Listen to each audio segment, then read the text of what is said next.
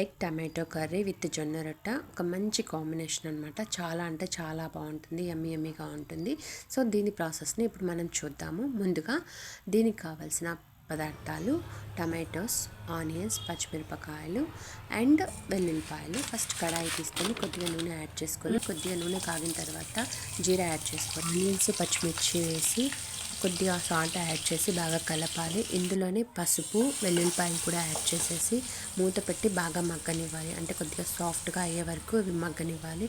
ఇలాగ సాఫ్ట్గా అయ్యే వరకు మగ్గనిచ్చిన తర్వాత వీటికి టమాటోస్ కూడా యాడ్ చేసేసి వీటిని బాగా కలపాలి.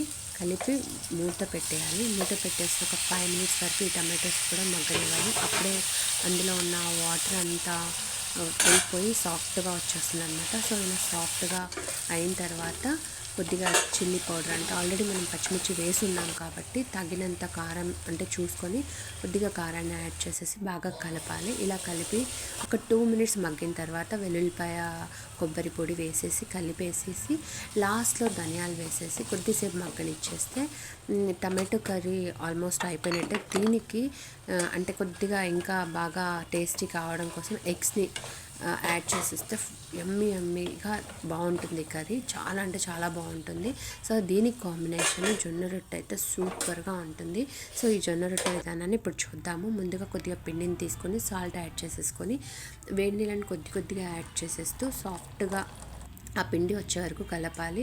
ఈ కలపడంలోనే జొన్న రొట్టె అంటే బాగా వస్తుందన్నమాట. సో మనం ఎంత బాగా కలిపితే అంత క్రిస్పీగా వస్తుందన్నమాట. ఇలా వీడియోలో చూపించిన విధంగా ఇలా బాగా కలుపుకొని కొద్దిగా అంటే మనకి ఎంత క్వాంటిటీ కావాలో అంత క్వాంటిటీలో పిండిని తీసుకొని ఈ జొన్న రొట్టెని తట్టుకోవాలి. ఇలా వీడియోలో చూపిస్తున్న విధంగా ఇలా తట్టుకోవాలి.